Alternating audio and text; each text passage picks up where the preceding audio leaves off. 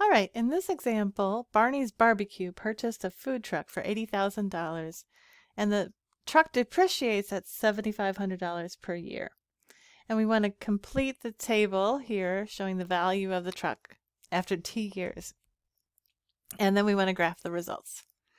All right, so we're starting out at $80,000, and every year it depreciates by $7,500. So we're just going to subtract $7,500 from 8,000.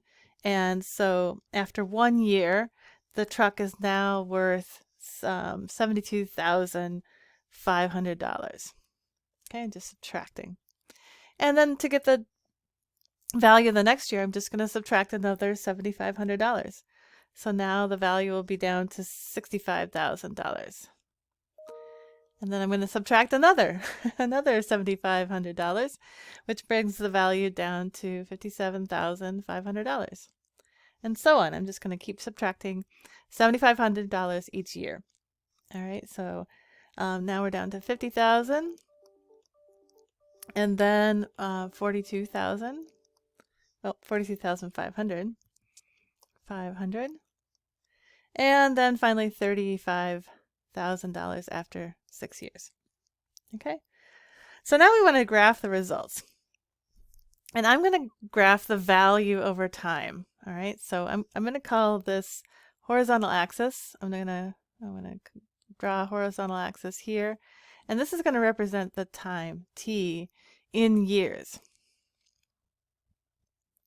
All right, now the vertical axis is going to be the value. All right, so I've drawn my axes and I've labeled the axes as well.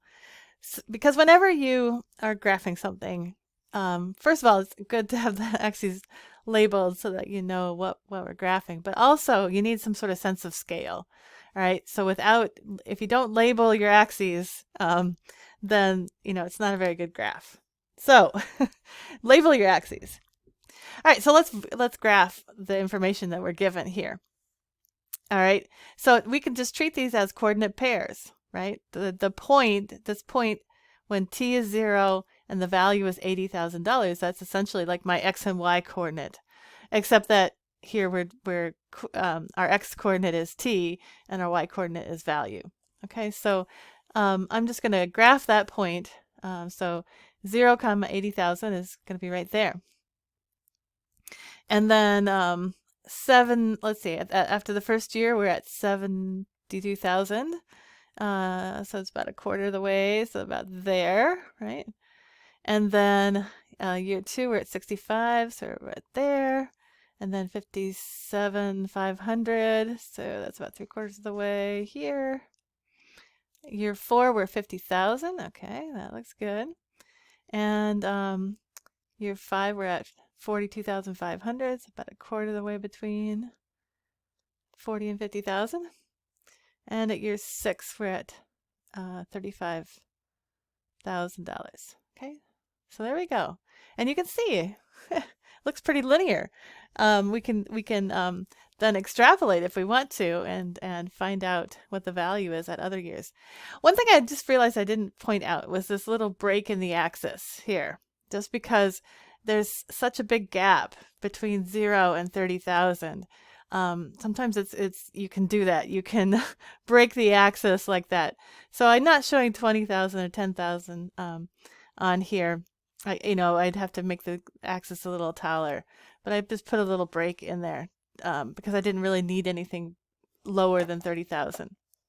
All right, so now if I just graphing this relationship, I'm just going to draw a line between these points, right? Because it appears that it's a fairly linear relationship.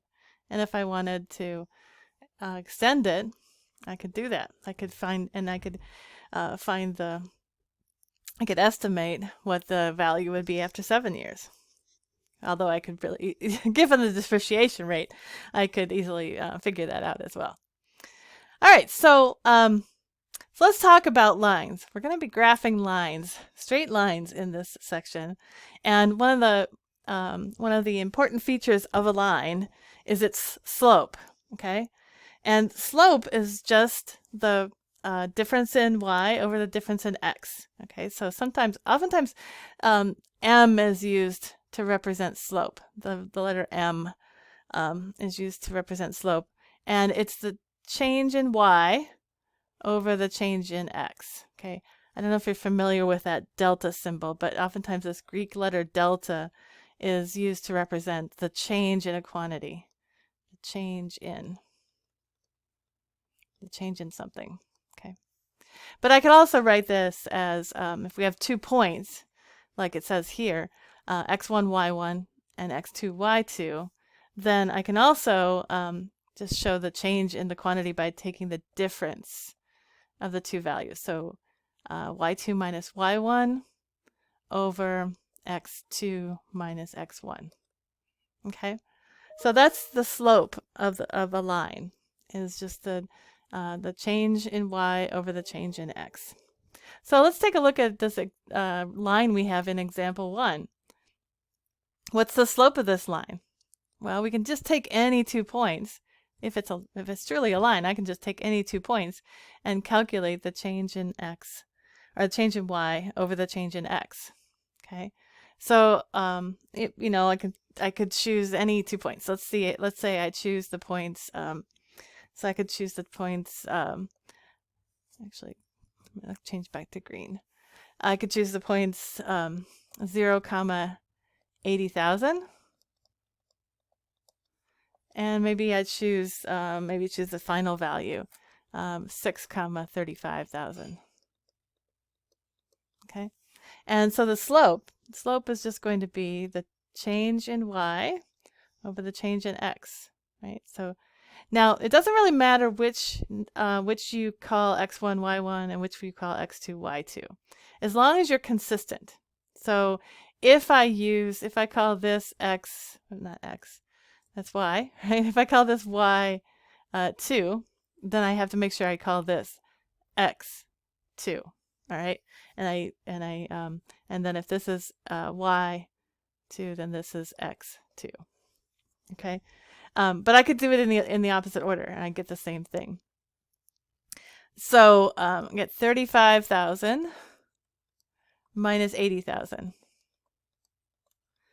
All over. Now I got to remember, if I took the y value from the second point, then I need the x value of the second point first here as well. So that'd be 6 minus 0. So you can see the top is negative, but the bottom is going to be positive. If I had done it in the opposite order, if I'd taken 80,000 minus 35,000, then I would have to take 0 minus 6 in the denominator. Okay, but either way, I'm going to get the same thing, and it's going to be negative. So I get a negative slope, which makes sense because it's depreciation. The value is going down, and so the slope is negative. And it's a negative $7,500 per year, all right, per year. So the numerator is in dollars, the denominator is in years, right? This is years, and this is in dollars, right? Because these are both dollar values. So the units of my slope are in dollars per year. So the slope is the rate of change of the value over time. It's a rate of change because it's in dollars per year. All right, so what is the change in the value of the truck from year 1 to year 2? All right, well, let's do this. Year 1 to year 2. What's the change in the value of the truck? Well, it's just the difference in the values. So if I look at my table here, maybe I have to scroll up.